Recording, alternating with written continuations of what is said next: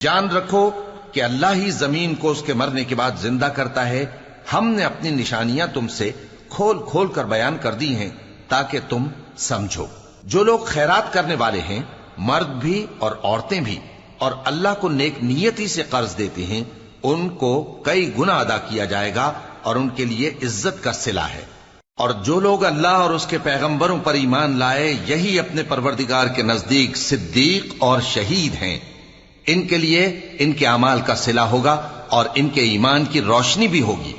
جن لوگوں نے کفر کیا اور ہماری آیتوں کو جھٹلایا، وہی اہل دوزخ ہیں۔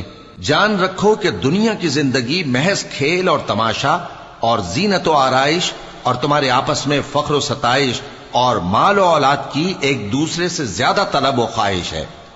اس کی مثال ایسی ہے جیسے بارش کہ اس سے اگنے والی کھیتی کسانوں کو بھری لگتی ہے، پھر وہ کھیتی خوب زور پر آتی ہے، پھر اے دیکھنے والے تو اس کو دیکھتا ہے کہ پک کر زرد پڑ جاتی ہے، پھر چورا چورا ہو جاتی ہے۔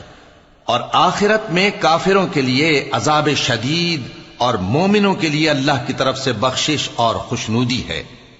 اور دنیا کی زندگی تو دھوکے کا سامان ہے۔ بندو اپنے پروردگار کی بخشش کی طرف اور جنت کی طرف لپکو جس کا عرض آسمان اور زمین کے عرض کا سا ہے، اور وہ ان لوگوں کے لیے تیار کی گئی ہے جو اللہ پر اور اس کے پیغمبروں پر ایمان لائے ہیں۔ یہ اللہ کا فضل ہے، جسے چاہے عطا فرمائے، اور اللہ بڑے فضل کا مالک ہے۔ کوئی مصیبت زمین میں اور خود تم پر نہیں پڑتی مگر پیشتر اس کے کہ ہم اس کو پیدا کریں، ایک کتاب میں لکھی ہوئی ہوتی ہے، اور یہ کام اللہ کو آسان ہے۔ تاکہ جو فائدہ تمہیں حاصل نہ ہو سکا اس کا غم نہ کھایا کرو، اور جو تم کو اس نے دیا ہو اس پر اترایا نہ کرو۔ اور اللہ کسی اترانے اور شیخی بگارنے والے کو دوست نہیں رکھتا، جو خود بھی بخل کریں اور لوگوں کو بھی بخل سکھائیں۔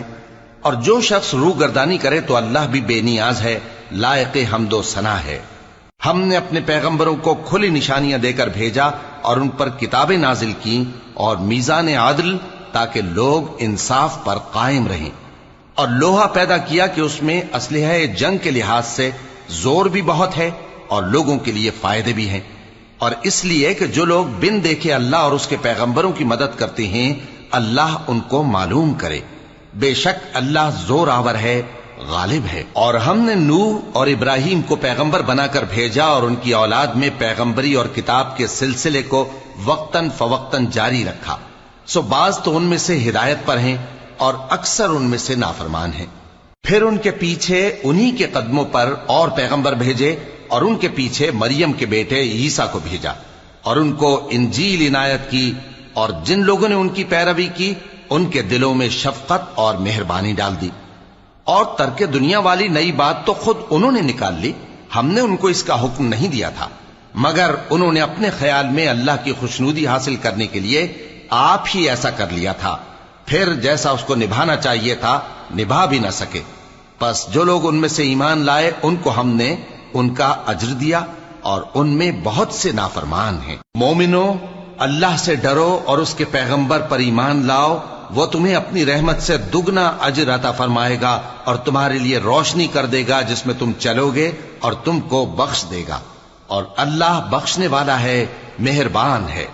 یہ باتیں اس لیے بیان کی گئی ہیں کہ اہل کتاب جان لیں کہ وہ اللہ کے فضل پر کچھ بھی قدرت نہیں رکھتے، اور یہ کہ فضل اللہ ہی کے ہاتھ میں ہے، وہ جس کو چاہتا ہے دیتا ہے، اور اللہ بڑے فضل کا مالک ہے۔